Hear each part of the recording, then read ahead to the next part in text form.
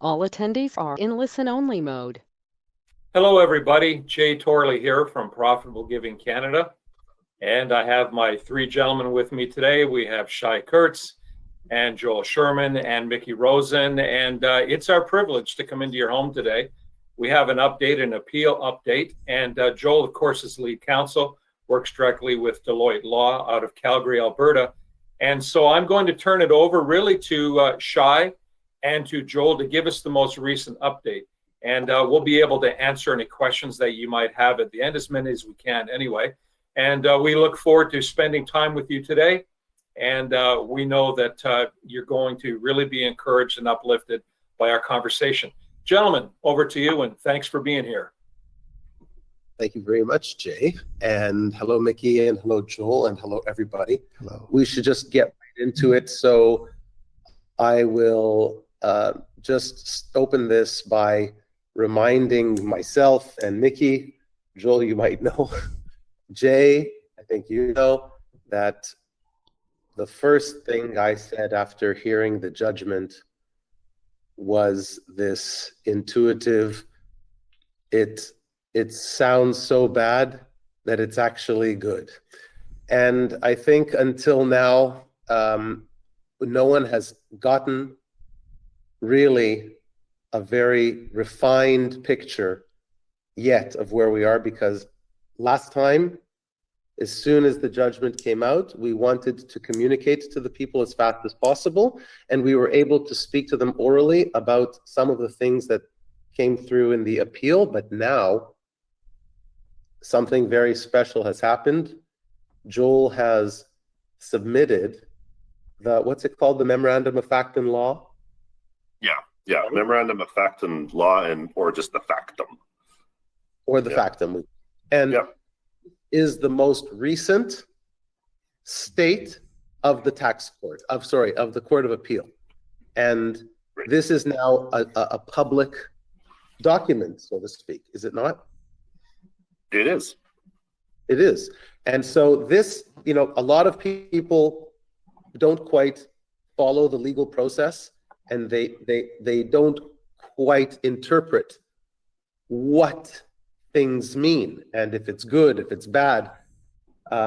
Having a loss in tax court, if that's all you understand, win or lose, it can never sound good to say lose. But Joel, maybe you can help us now to see what the current state is, which is really your factum, which I think is super, super, super, super, super. And I think it speaks for itself. And once any person actually reads it, and today we're going to be able to show you exactly what it says,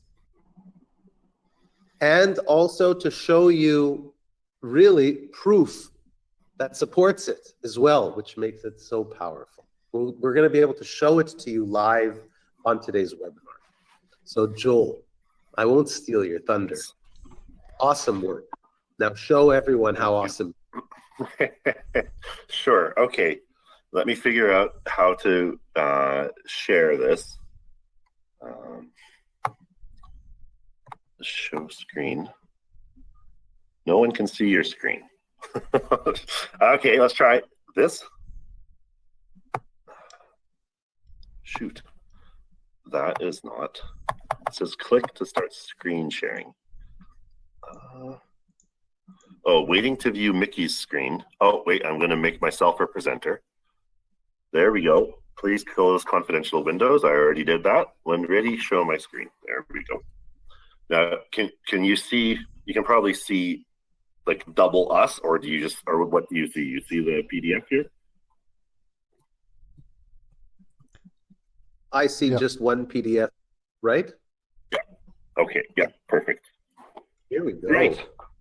So this is it. This is judgment, right? This is what's right now from tax court. This is right now the most current state of affairs in the entire picture. Forget win, lose, and what that means, and we're going to get back to that too today. But this is where we're at. That's right. Exactly. exactly. After this, we will receive the Crown's factum in, I think, late January or early February. But as of now, this is the current state of the litigation. And so maybe we can just go through the table of contents. Well, And give everyone an overview, or sure. Sorry, Joel, very important. Yes. Things aren't so open-ended in the Court of Appeal. We made an appeal, and based on that appeal, that's what we're trying to win, right? Yeah, and so, exactly. So we have to remind ourselves, can you in short form tell us what the appeal is? What exactly we're appealing? Absolutely. So we're obviously appealing the tax court's judgment, and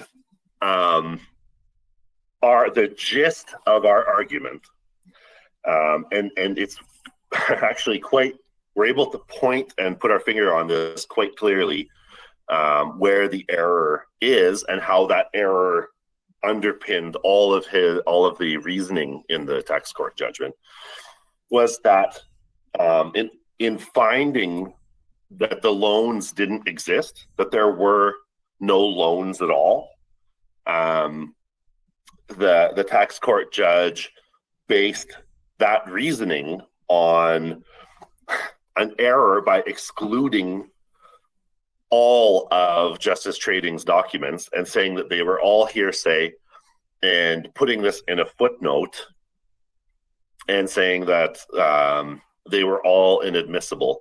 And so, right, if you have a loan and you just ignore all the evidence of repayment, well, it's pretty easy to conclude that there was no loan, right? If you just ignore the repayment of that loan, well, then that makes your job to conclude that there was no loan a lot easier.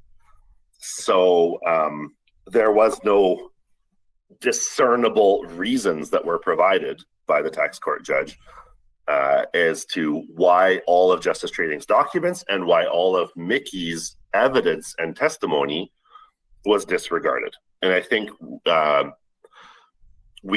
we'll get to that, but I think it's just crystal clear once you see it. It actually is a bit tricky, because when you read it through, you're looking for the basis for this, and you can't really find it until you notice one particular footnote. Right. And kind of buried in that footnote is the essence of our appeal. And I think where we can quite clearly show the error and get a win. Guys, can I just interject for a moment? Forgive me, normally I don't chime in. But I think it's important, Joel, just to remind everybody that there's a certain level of disclosure and strategy here that you're talking to us about. And with modern tech, people can do screen capture or recordings or what have you. But I think it's important that we realize that doing those types of things really would be a breach of the privacy of the relationship that we have between PGC, the 5 test case members, Justice Trading, and we would encourage everybody not to record, not to do screen captures, that type of thing, because we wouldn't want to breach that relationship. Am I accurate in that assumption, Joel? Yeah, if anyone wants a copy of this document, they can have it. We'll gladly send it to anyone, or they can just call the Federal Court of Appeal registry, and anyone can get it for free. Okay. So, and it's a public document. Yeah. So there's no need. And also, I'm always very careful about, I'll talk about what our reasons are, and I'll talk about our arguments, and you'll see those. You'll see those in the document. So, thank you for that clarity. I appreciate that. Now, I want to focus not only on You just said a magic word, footnote. I mean, you found basically the treasure in a footnote, but it wasn't just in a footnote. There was a whole domino effect of you were able to get to that footnote by following the logical path that the judge put forth, but he put everything at the end of the day that supports his logical path in a footnote for his whole judgment. Now, let's, without surmising too much about the judge and how good or bad a judgment. I want to make clear, I never attack. In litigation, we never attack the individual. You can attack the reasoning. You can attack the correctness. The facts. And you, exactly. So we're not. We don't, and we don't need to resort to making an opinion or some kind of an allegation about any person or any judge or anything. Everything is fine. But we never even refer to the tax court judge by his name. We always just call him the tax court or the tax court judge. That's all. Exactly. So and that's the correct way to do it, is to be elegant about this. You advocate fiercely on behalf of your position, but you don't make it personal. And so that's why you'll see these references to the tax court throughout, and that's what we're talking about is this judgment. Right. And basically he never did two things. He never actually said that there was a problem with the tax structure of the tax shelters that these people did. He never commented on that. He looked to the facts of the actual case, and in his way of construing the facts, he said that these things, it's not that they were bad, they never happened. He just said, you know what, this never happened. Now that's very amazing for a judge to say that what you're putting in front of him, the evidence didn't happen, but the way he's able to do that is by saying I'm not accepting the evidence, or the evidence is hearsay, it's not admissible, or a whole bunch of, it's not credible. And then he gave reasons for that. And ultimately, I want to ask you a question. Mm-hmm. As a legal assessment or an analysis, can you say, first of all, I want to get this out of the way, that so far there is no clear enunciation from tax court on the program itself? We don't know any more or any less what the law thinks about the structures, because they were never actually examined. And question two is the fact that the evidence of the debt settlements were not admitted. Would you say that there was something faulty about the evidence, or something faulty on justice's side as to why that happened? Okay, so there's a couple of questions there. The basis of his judgment is a finding, which is couched as a finding of fact. It looks like a finding of fact that there were no loans, right? Right. And so then, if there's no loans, then sorry? So if the implication is, but if there were loans, maybe the program structure is great. If there's no, he doesn't even get there. He doesn't even get to that point. Exactly. Because once you find there's no loans, then from that flows his conclusion that the taxpayers never intended to repay anything, so they had no donative intent, and so everything flows from that. So you don't even get to really much of a legal analysis. 95% of the judgment is discussion about why there were no loans, and because there were no loans, why he disbelieved the appellants. And the other 5% is putting forward his own theory of of the expert evidence. There where he didn't adopt either of the experts' evidence or opinions and kind of did his own thing. So that's the other 5%. There's no point in having them because that was actually a requirement of the case management judge before he died. It was a requirement of the case management judge, Justice Hogan, who, I'm sorry, I'm sad to say, I knew him well when I was a clerk at the tax court years ago now. I worked with Justice Hogan a lot, and we had a great relationship, and he asked me, we would talk about cars and motorcycles and this and that over the years. And he died recently, so that was sad news. But it was his requirement. Sorry? People may not know, and we should just take a quick 10 seconds to say that everything that's happening today, which is completely unique in the Canadian tax landscape and the Canadian tax court landscape, it's completely unique. It's never happened in tax shelters before. There's a lot of elements about it that are unique, but overall it's amazing that this is even happening. And it's because of those two people. It's because of Joel, who acting as the advocate for us, for our side, for our test cases, and dealing with the case management judge. And together it was a negotiated result. It was not something that the law allows or envisions. It's something that it's something that he ordered. He said, well, I will order these lead cases, but it has to be on the basis that there will be expert evidence. So he forced that to happen because of him. Yeah.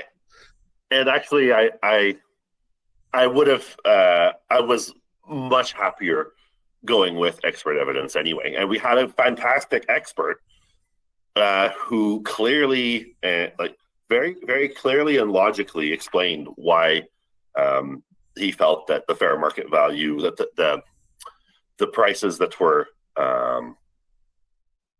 initially, paid for the pharmaceuticals that were donated, why they fell clearly within the range of fair market value. So I was actually very happy to have him there, and he did a great job. So there's two parts to the judge, I think, that you just mentioned. A is about how he dealt with the expert witnesses that were actually ordered by the judge before him, that he just dismissed them. He didn't include them at all. And too bad for us, because it was an absolute... But he did his own. I would invite everybody to read the transcripts of the case, and you understand what the difference of our experts to their expert was. But let's put that aside. The other issue night and day. is that there were no loans, and there were no loans because there was no evidence to show that there were loans. But why wasn't there evidence to show the loans? Not because there wasn't evidence to show the loans, because he didn't want to look at it. He said, no, I'm not looking at it. It was there, it was brought to him. And I'm asking you, was there a problem with the evidence itself? Or was there a problem with justice trading that he didn't want to see the evidence? Or is there something else that happened? This is the crux of it. Maybe we should get to the footnote, actually, because there's no problem with, if he thought there were a problem with it, he didn't say it. He didn't say what that problem was, if he felt there was. And so that's actually one of the main problems with the judgment, is that, well, you can see here. So the law regarding the admissibility of, the sufficiency of reasons. So if we look down in 4C and D, when you're providing reasons, you need something called factual sufficiency and legal sufficiency. Now, what that means is when you read the judgment, you need to be able to understand what is being decided, and then you need to understand why. And what the problem is that in this case, both of those are insufficient. There are some documents that Mickey adduced into evidence, and they were admitted with no objection. There was no objection that some of these documents were hearsay. The judge didn't raise that they were hearsay at the time, and they were marked as full exhibits, so not subject to any, further argument about whether they're admissible or not. And then we find later in the judgment that all of Mickey's evidence was excluded as hearsay. So we don't know the what, actually. Were they admitted or were they not admitted? Because at the time they were admitted. And then afterwards we get kind of this blanket statement in the footnote that they were hearsay. So what we're saying is we don't know the what, and we also don't know the why. And there's no problem with the documents at all that he identified. We had the right person in as a witness, which was Mickey. If we look here in so under part 3 submissions, 2C and D, we see Mr. Rosen had personal knowledge and experience. That's the requirement. Additionally, they felt even for the certain documents that we admit are hearsay, they fell into an exception. There are actually 2 exceptions. The one's called the business records exception, and one is called the principled exception. And we did everything correct, and there was no reason that they didn't fall into one of those exceptions and were admissible. So no, there were no issues with the documents. And if he misconstrued something and felt that there was an issue with them, we don't even know what that is. So he didn't express any problems with the documents. And that's the real fundamental issue here, is that if you don't tell us what you think the problem is and you just like wave it all away with a brush of the hand, well, we can't see what you actually think is the problem and why they aren't admissible. So that's really, You can't. How do you appeal something that you don't know what the reasoning is? So you have to appeal something that it comes before reasoning. Yeah. And so that's actually what you're doing right now, because if you think about it, I'm sorry, did you want to say something? No, I was just going to say, if a judge thinks that there's a problem, excuse me, if a judge feels that there's a problem with, certain critical parts of the evidence, he has to say what he thinks that problem is, and we just don't have that here. So, right. So no, there's no identifiable issue as to why they weren't accepted. So I want to take a moment here, time out, for all of the viewers. After you've heard what Joel just said, I'm gonna make some conclusions, my personal conclusions. I don't speak for Joel, I speak for me, and Joel can agree or not agree as he chooses. Number one, nothing so far yet has come out of the court, nothing that actually deals with the structure of these tax shelters. So let's say someone hears you lost in tax court, therefore your tax shelter lost. That's not true. Okay, that's number one. Number two, the way that happened, as Joel said, is that they just refused to even look at it. They refused to accept the evidence. That is another issue. And then in the case when you look at the fact that they refused it, you have to ask yourself, okay, well, I would assume, just like I assumed that the tax shelter must be bad, I would assume now, what evidence are we talking about? Debt settlement evidence? Is there something wrong with the evidence? Is there something wrong with my debt settlement? Is there something wrong with justice? And so far, absolutely no. So anyone who thinks that the tax shelter is somehow bad, that would be a premature comment. Anybody who thinks that the debt settlement or justice or the evidence or the work of our legal team did is bad and we're in trouble and it's wrong and it's no good and moving forward, no, that would be a premature and incorrect comment.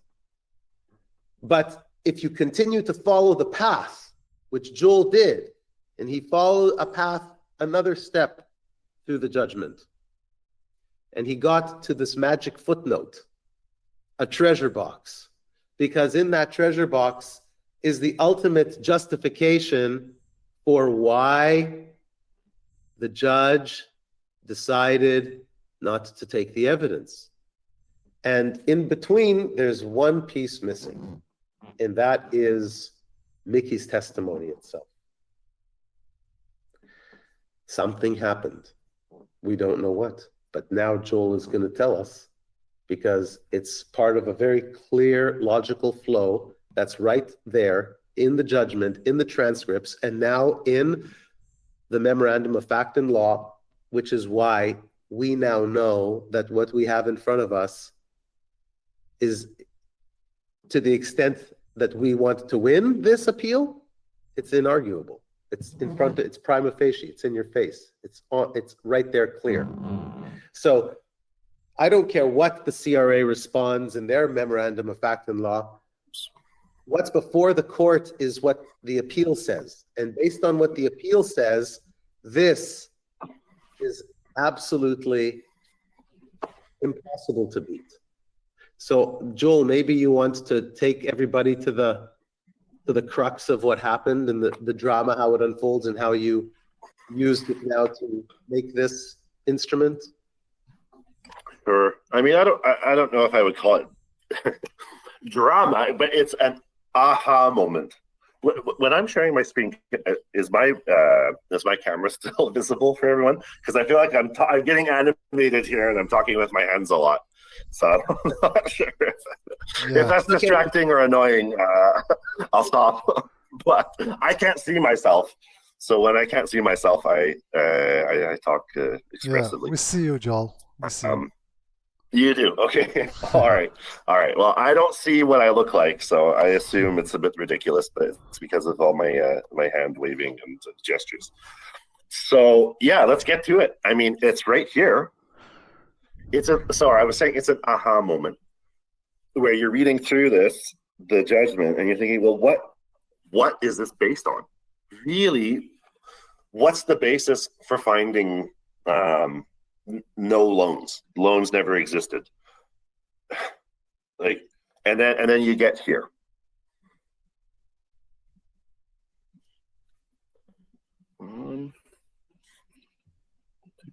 There we go. So here.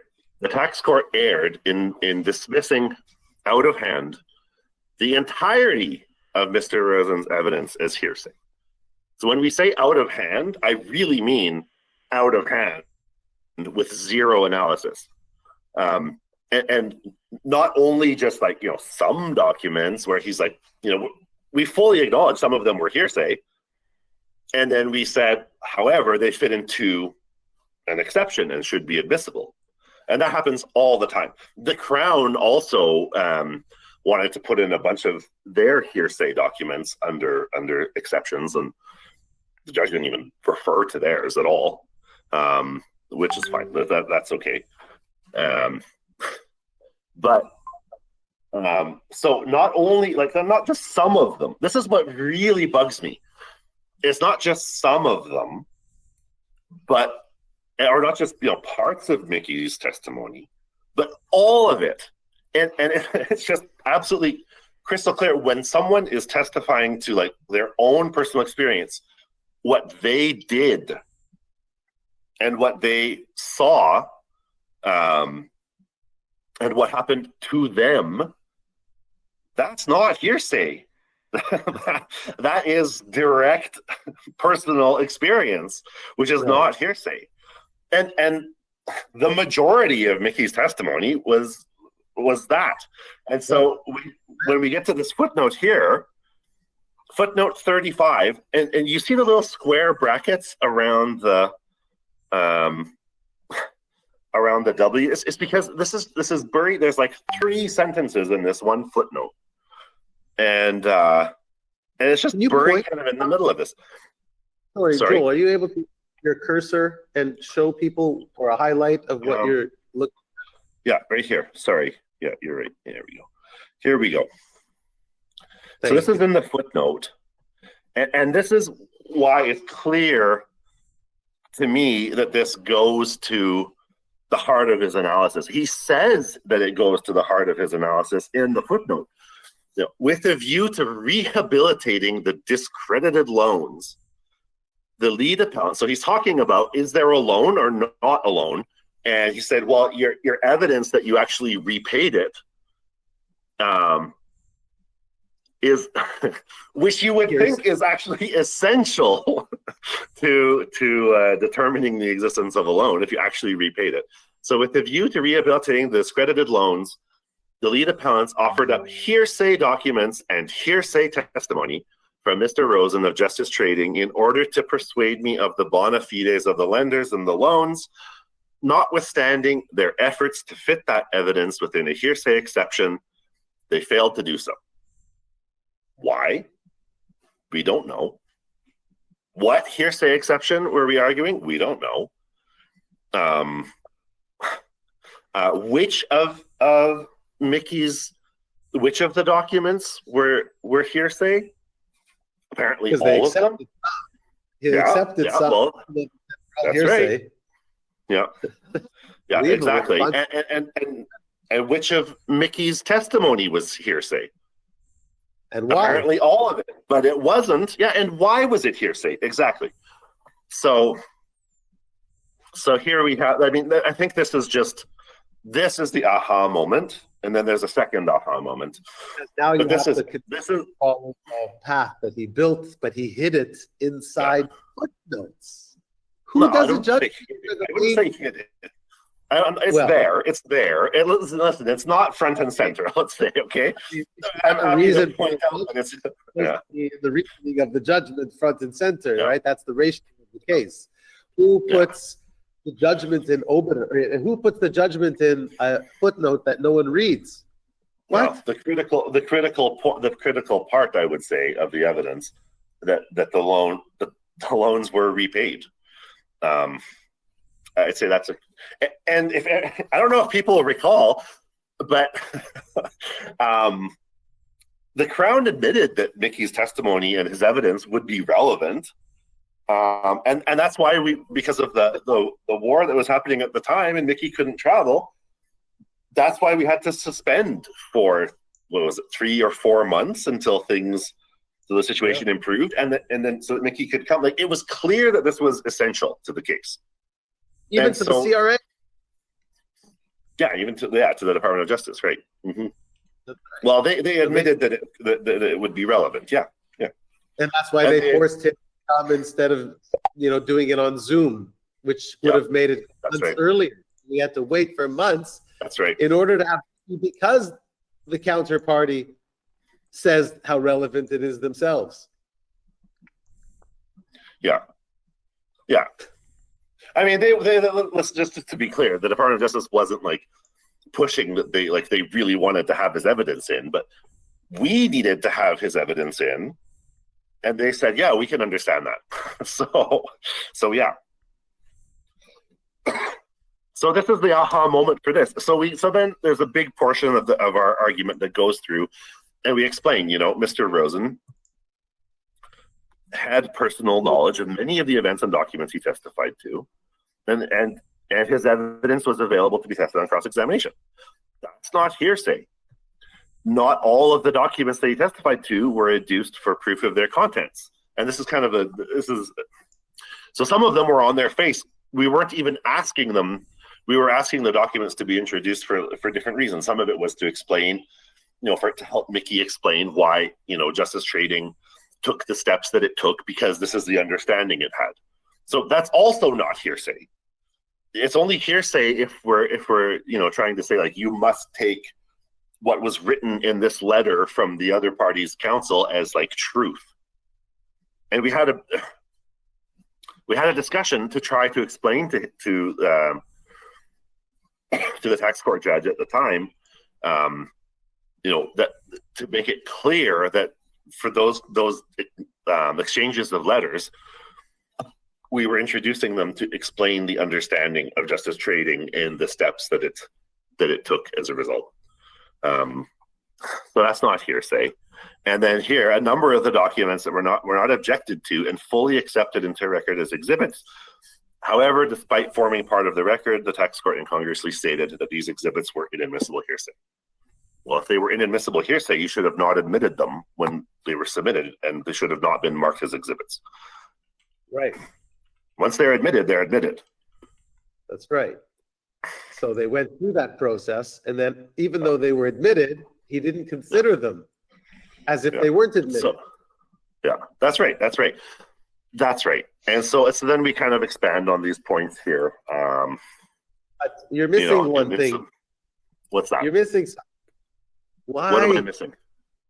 Like, so we're talking about how people, if they look at this, number one, they should realize that the tax shelters have not yet been reviewed as tax shelters. MLF, RLG, they haven't. There's no real insight into whether the law loves them or doesn't love them from this court case. Number one. Number two, justice, the debt settlement. Even if you're saying, oh, there were no loans, that's not a reflection or a failure of Justice Trading's debt settlement structure. It's not a settlement. It's not that the evidence itself was faulty in any way. It was even admitted, and then it wasn't considered despite being admitted. And then you have to ask yourself, like unadmitted. De-admitted. Wait, you got on? Get off. So right. now what you need to do is understand you had an aha moment, but you had to find a justification for even that footnote. Ultimately, when you continued down the path, you saw that he was making comments about the credibility of the witness. And that's the second aha moment. I'm sorry? That's the second aha. Mm-hmm. That's right. That's right. Which goes to, it's just like, it makes the full discovery very clear. Mm-hmm. And so I want everybody to see, like, how does the judge come to the conclusion that he doesn't want to admit evidence? He first asks, is it hearsay documents or hearsay evidence? That's one way. But then he just does it by credibility.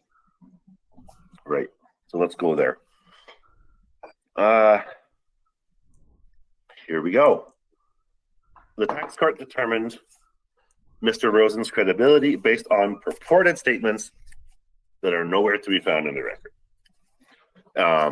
And so there's a statement in a footnote. Here we are. Another footnote. Here. The two main issues. It's actually the same footnote, just a different sentence in the same footnote. Let's see.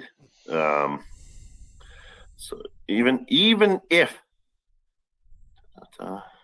there we go. In other words, even if it were admissible, it would have carried little weight, as Justice Trading and its officer, Mr. Rosen, lost all credibility by promoting the baseless theory that the fair market value of the pharmaceuticals had decreased by 90% from 2009 to 12 to 13.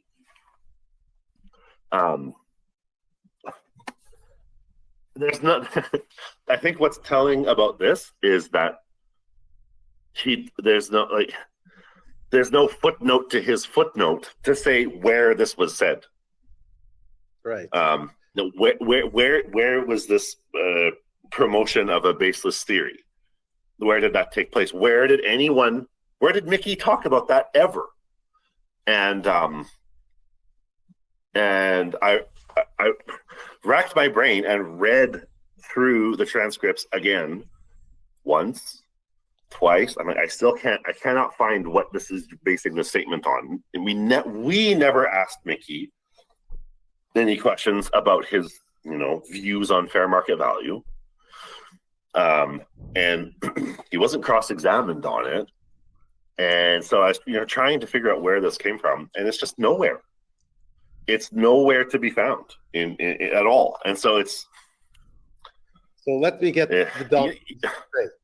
So there was no and again, people are probably shocked to hear this because I know that most people thought the opposite. Imagine, nothing that's happened has given us any insight into the actual tax shelter programs. The same programs could open up tomorrow, and you would not be able to say that this case should prevent them from being marketed because there's no comment about the case, about the program.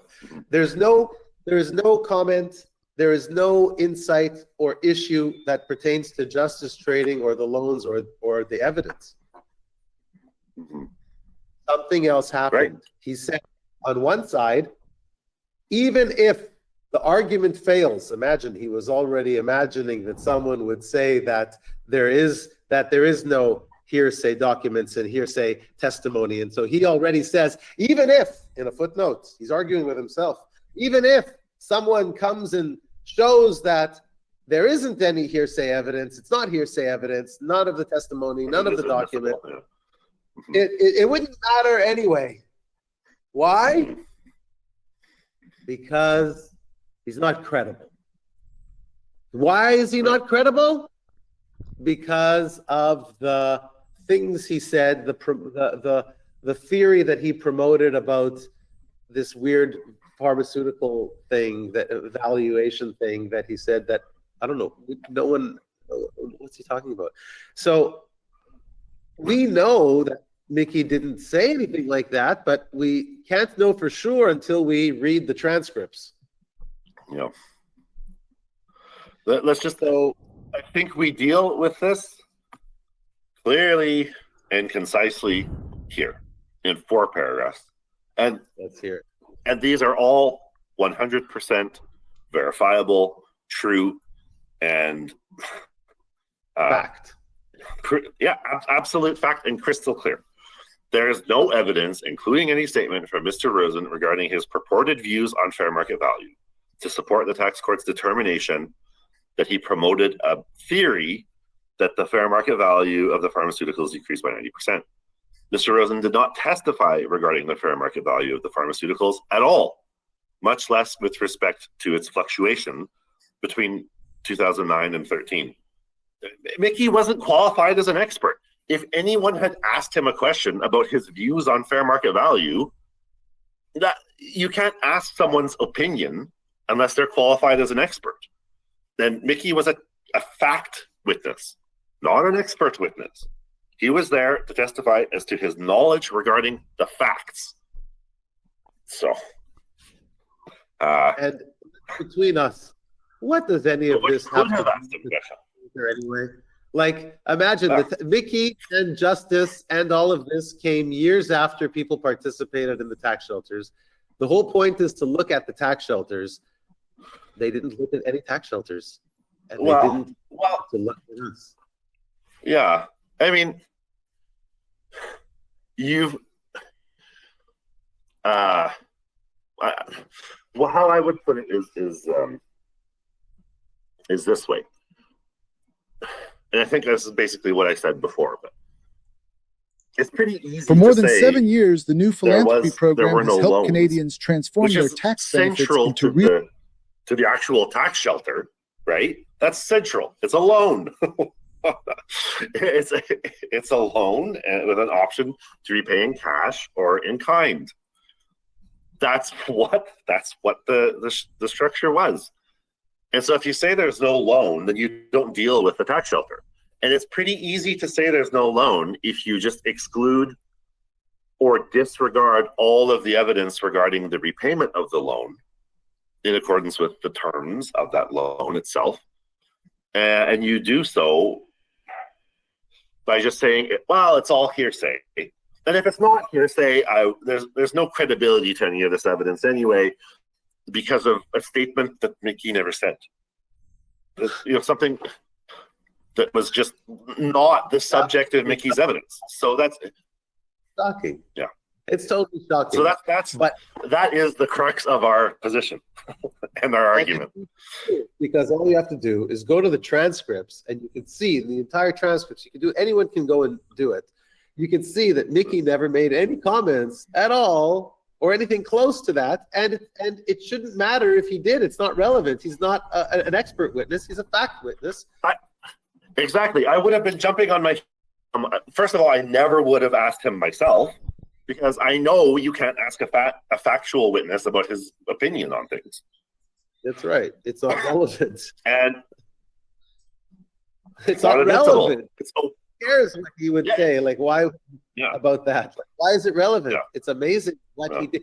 And then he didn't include the actual expert's opinion on it, but he takes Mickey's. So he said that Mickey lost all credibility because of this, but he didn't say it. But he didn't ever say that, or talk about it, or address it, or get anywhere close to making any statement that you could, kind of. There's not even a statement that you could like squint at and like say like, well, if I interpreted it this way, then maybe I could see that Mickey was talking about. It's just not there at all. There's nothing like that. So that's why we say, rest on that exact non-existent thing that he says that he accused Mickey of saying, which anyway shouldn't be relevant. That's like weird. Yeah. So this is how we deal with that. Findings of fact must be supported by evidence. Making a finding of fact without any supporting evidence is an error of law. If there were something, if there were some evidence that you could, like I said, tilt your head at and like kind of like, well, if I read between the lines or something like, if there's some evidence, then it's not an error of law. But if it's actually no evidence, that's an error of law. There's so many contradictions and things that are convoluting and challenge the imagination here that you can believe that this is happening. But at the end of the day, a person could look at this and say, wait a second. I participated in tax shelters from many years ago, all these years. For a couple decades, I've had this issue. Finally, we go to court. And the reason that I'm losing my tax credits is because a person that didn't exist when I bought the program, a company that didn't exist when I bought the program, now said that he had some weird ideas about valuation, which he spoke about, and I now lose because of that. How could this happen? Yeah, I agree. It is. That's why we're going to put on appeal. But what everyone needs to understand is the loss that you think that we had is not the loss that we probably did have. And the loss that we had is addressed in the appeal that we have issued, and the appeal that is now before the court, if you read it, Joel did a great job in writing it up. That appeal is what we're now going for. That defines what it means to have been in the tax shelter. It's not even the tax shelter structure itself. It's mind-bending, but this is why, these programs at the end of the day are really legal products and processes. And it's hard to maybe wrap your head around them, but you have to know this. As of right now, you should not think that there is any negative indication about contraindication about these tax shelter programs based on the judgments to date. And Joel's most recent document that is now a public document, this is the most recent state of affairs of our case. And if you read this document, I think that without even going further, just seeing the facts in front of you, it feels very, I think like we have a very good position is how I put it. I think we have it. So you might think, oh, our last position is we lost, we're down 1-0. No, not at all. We're going to a higher court with bigger and better judges with a whole lot of amazing facts and law. And if we win this way, we will be the winners in the Court of Appeal. And that is an amazing position to be in. Yeah, I think we have momentum. Actually, after filing this, I feel we have some momentum on our side. Honestly, I think we do. Yeah. I think that we have not allowed ourselves to get distracted in this factum.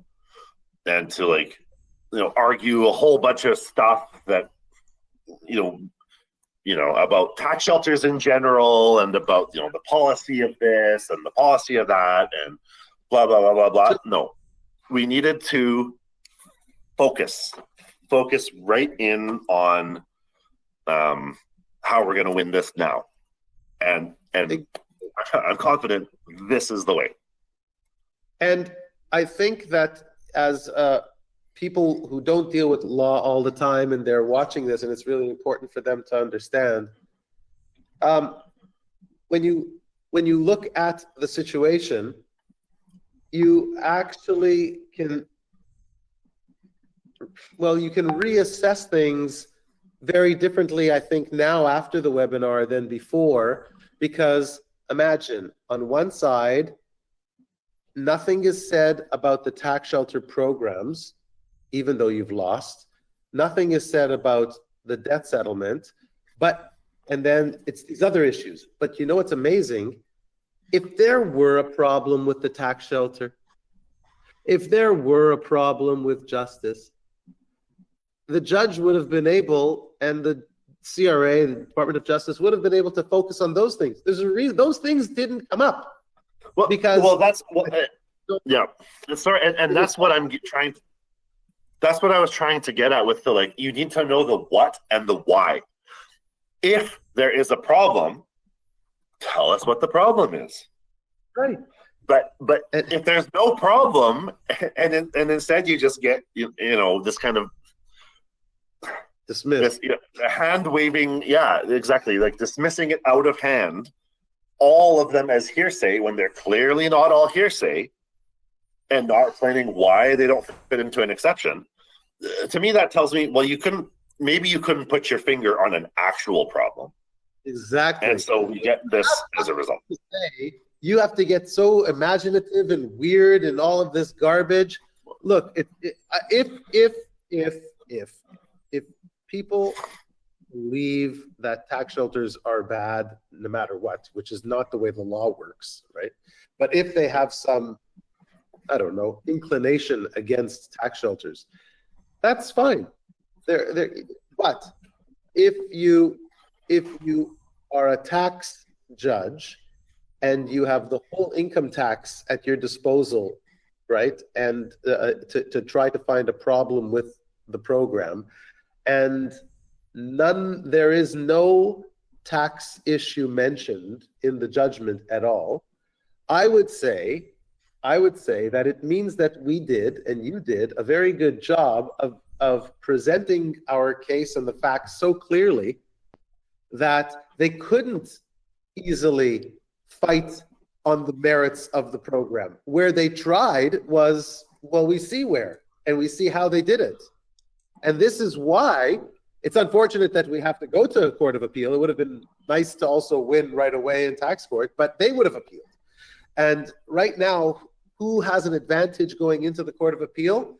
They did such, I think, big mistakes, number one, and you did such a good job in the beginning of preventing the tax arguments. They were so clear on their face that the tax is good, that I think that now they had to do high risk, whether it's the judge and the way he thinks or the CRA and the way they present through the Department of Justice. At the end of the day, if there's no clear problems of the program, the facts are the facts, the law is the law. You expect that, whoever wants to find against the programs is going to have to pick something that's not easy to support, or it'll be flawed in some way. And that's why I said originally, it's so bad that it's actually good. And now you see why. Because we didn't deserve that judgment, and the only way he could come up with a judgment like that is if he does things that are unconventional, have nothing to do with the program and the good things, make comments and allegations that are negative based on things that aren't true. And we've been able to prove that without any dispute. And that is why I want you to understand more, not only what happened in this case, but actually where we stand right now. You should be feeling very confident, and certainly not like there's problems with your programs, problems with justice, problems with your lawyers, problems. No, actually, we're in a very strong position, and you should see why yourself. for yourself. I have to drop. Thank you so much, Joel. I think I've said what I wanted to say, and I think I've summed it up in the 2 aha moments. And so I think that's the gist of it. Yeah. I think it's clear to everybody, and it's incredibly interesting, it's incredibly dramatic, and it's incredibly promising what's coming next. Joel, thank you so much for everything you've been doing. Okay, yeah, thanks all. I appreciate the chance to talk to everyone, and hopefully this helps explain. I think it's good to reach out and to touch base with people and to let you understand what's actually been happening behind the scenes, because there's important things that are happening and that we're taking care of, and that we're advancing the case and advancing the arguments, and I think gaining momentum, as I said. All right. Okay. With that, thank you so much, Joel. Okay. Thanks, everyone. Thank you. Bye, Joel. How do I close this now? I'm having technical difficulties today. Let's see. Stop. Well, guys. There we go. Okay. You're back and stay. Oh, okay. No, but.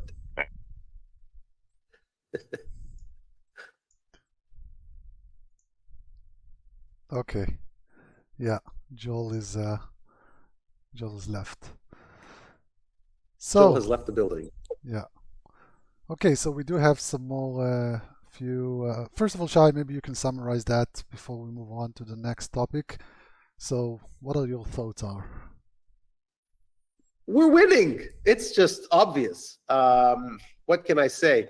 The judge went off on a tangent, never dealt with the tax shelters.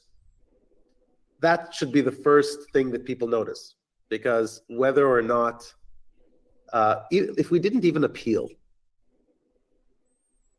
if someone would go to tax court and say, "Oh, RLG, Mission Life were presented before the courts, they lost," that's what most people, those would be the words they would say, and that would be patently wrong. Correct. In fact, if another tax shelter opened up and did the exact same structure,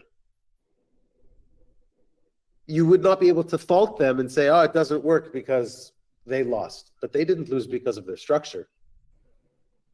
They lost because of something that is very ambiguous, has nothing to do with the program, has nothing to do with the donors, has nothing to do with the charity, has nothing to do with justice, has nothing to do with PGC. It has to do with the fact that the judge decided to, Mickey, everybody loves you. I don't know how the judge could not love you.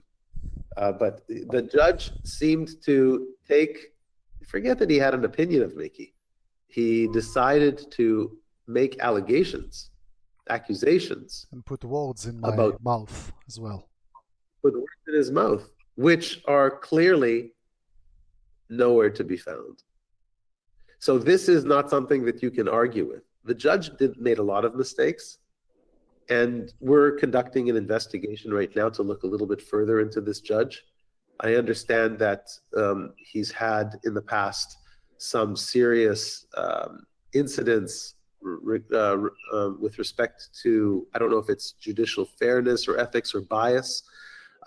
Don't quote me, but he did have a big issue. In the end, I think he came out okay. But this is very bizarre, and we're not going to allow it. The law doesn't allow things like this. And so when judges make such grave errors, and so many of them all together that are so clear, that are prima facie, as we say in Latin, it becomes rather formalistic and procedural to just, deal with it. And it's going to work to our benefit, because they put themselves in a position where they should lose right now. We should win. That's what I think. I can go a little bit more into the legal theory, but I think that what I wanted to do is to highlight to everybody. I think my charger is playing games on me. I think that, let me just plug this in. I think that the main thing was for me to explain to people that the tax shelter actually has not lost in court. Actually, our evidence, all of our, remember we had the evidence vault that everybody had all of their evidence that we created? Yeah. We did, I think it was the correct thing to do. That was the evidence that was presented and used for the test cases. Thousands of pages of evidence. We had undertakings on discovery and undertakings on them. They were admitted into the court. And then the judge decided not to examine the most important evidence that underlies the entire program. That is almost too well planned. So, that's okay. There's laws to deal with this. There's an appeal process to deal with this. And there's 3 judges on the Court of Appeal who are going to deal with this. And when they see it, they're going to overturn this judgment. I can tell you this, that our growth has been, and I think this is also part of the reason of our success. And it's, you need to all hear this. Please just, if you could remember one thing, remember what I'm going to tell you right now. I think the reason that we're now succeeding so well with 7 years of not being reassessed for the new philanthropy, and every single person has received their tax credits, settled their debts. It's just been wonderful. It's because of a few things, but one thing is the major thing, and that is the way we promote. The way we promote is not like you've seen before. Very salesy, very come by, it doesn't matter what you're doing, the law isn't important, just trust me, sign here. And okay, it worked for most people. I think most of us have been sold to that way when we first came into the industry, because the majority of people are not necessarily qualified as tax practitioners or professors, and they are driven by sales and not by the substance. And because of that, we have been very cautious in how we promote going online, even though we're the first program in Canadian history to be able to be purchased online and full participation is digitized. We don't use that, we don't leverage that in e-commerce environments. We are a family of families. Our network grows because you talk to your wife and your husband and your sister and your brother and your mother and your father and your children and your neighbors. And your firsthand knowledge and experience of what we do and the stories that we have been involved with together is what stands as a strong enough, I think, testament and testimony for people who have not yet participated in tax shelters. We want to reverse the promotion, and we want to turn it into enriching our network. Instead of paying an echelon of salespeople, we prefer to have our own network participants who benefit more by bringing their family and friends. That's right. And this way they all understand things together, they benefit together, and we give benefits to them together, and we are able to give bigger discounts for having those groups of family coming together. And this is the way we have tried to grow, which is organically from our own network without advertisements and e-commerce marketing, which it makes a lot of money. I mean, we're set up for that. We totally could scale, and everybody in Canada could purchase our program. We even made our program, like the minimum, I don't know if you all realize this, it's $15 for a minimum purchase. Like, I've never seen a tax shelter be able to do something like that, because the amount of work involved in onboarding every person is already too costly. You can't do that and only take $15. But we have made things so efficient with the incredible systems that we have of digitization. We're able to do incredible debt settlements through online aggregation. We're able to use tokenization in order to move things around and also to make all kinds of secured connections and tracking and tracing, and it makes everything that we do, including our record keeping and the way we're organized and planned for lawsuits, we're prepared. We're prepared for everything. We're not just coming at it and taking money and we don't care. We're here for the long run. And I want you to see what for us the long run also means, because all of the program that you see in Canada, it culminates in impact in other parts of the world. Now it's predominantly Africa. And I want you to understand how we could promote. We want to promote to you, who are our participants. We want to show you what we've done. We don't show this to the world. We show it to you. We're not here just to go and try to sell as much as we can. We want to build the best network that we can. And that is how I think that we'll continue to be, not charged aggressively by the CRA. And they will, look, we're now in the 7th year.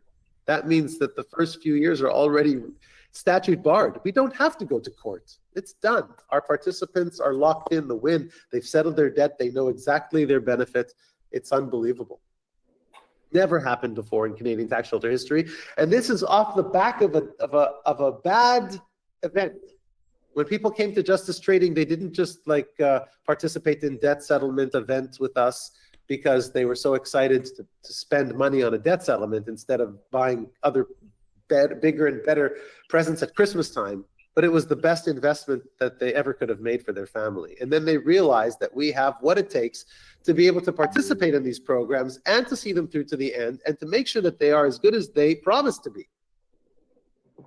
Our programs are better than what we promise, than we promise the world. Our programs are amazing. And now I really want all of you to see what we're doing and to not think for a second that there's any reason why anything going on with the previous programs in any way should make you for a second hesitate to participate in these programs. What should make you hesitate to not is to think, okay, is the law going to change? Is anything going to change? And these are things that we don't know. But you have right now a couple of weeks until the end of this year that you can still take advantage of what we're doing. And we want you to see what we're doing, because it's, for those of you who have been with us this long, you deserve to see this. So, actually, you mentioned something that I would like to share with the audience, because you and we just came back from Kenya.